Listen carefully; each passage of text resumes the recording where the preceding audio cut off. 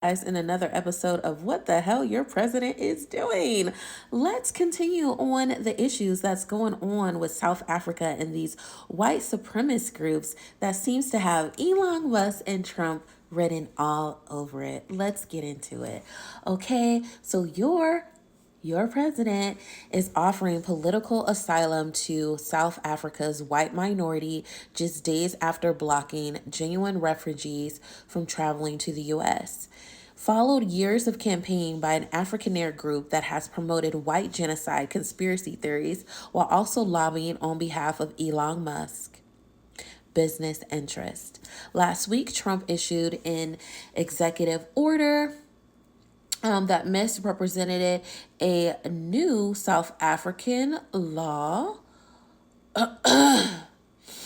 which is called Expropriation Act. the Expropriation Act, as a racist move to prosecute white Afrikaners by seizing their farms without compensation.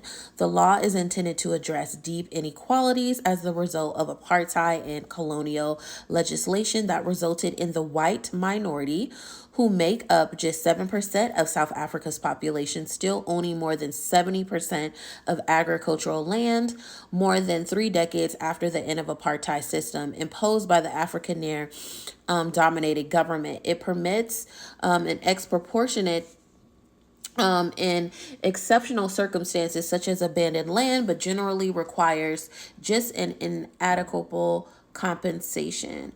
That did not stop Trump from falsely claiming South Africa is confiscating land and treating certain classes of people very badly. The president order came after years of lobbying by an Afrikaner rights group, AfriForum, which caught Trump's attention during his first term by claiming that white farmers in South Africa were being murdered for political ends and to seize their land.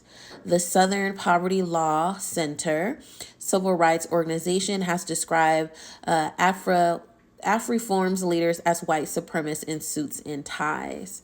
So Musk, who was raised in apartheid South Africa, is now a member of Trump's inner circle as head of the Department of Government Efficiency, has echoed claims portraying Afrikaner farmers as victims of racist murders and suggesting that a genocide against whites is inevitable. However, the tech billionaire appears to be leveraging that false narrative to challenge affirmative action laws that conflict which attempts to sell his Starlink satellite network in South Africa.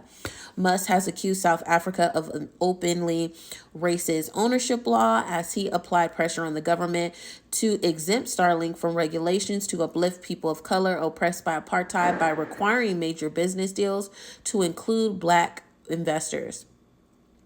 He has rejected a requirement that foreign investors in the country's telecom sector provide 30% of the equity in South African part of the enterprise to black-owned businesses. AfroForum is campaigning on Musk's behalf by claiming that Starlink is being prevented from doing business in South Africa because it is too white and it's subject to strict race-based criteria. Musk and the Afrikaner rights group have both sought to turn history on its head by linking the killings of white farmers, land redistribution laws, and affirmative action programmes into a common narrative of state-sponsored persecution of racial minorities by the ruling African National Congress. Ciao.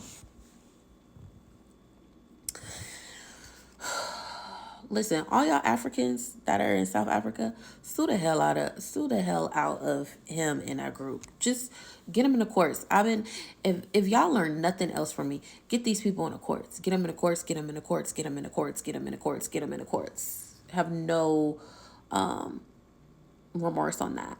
But anyways, you guys could read more on this article. I saw this article on theguardian.com. But yeah, there's more into this stuff. It just seems like, damn, Elon is unhappy. How you going to try to dominate here in the U.S., but then you trying to dominate back in South Africa? That's crazy. Too much power is destructive. Jesus coming, y'all. Jesus coming, y'all. I'm just saying. Y'all better repent.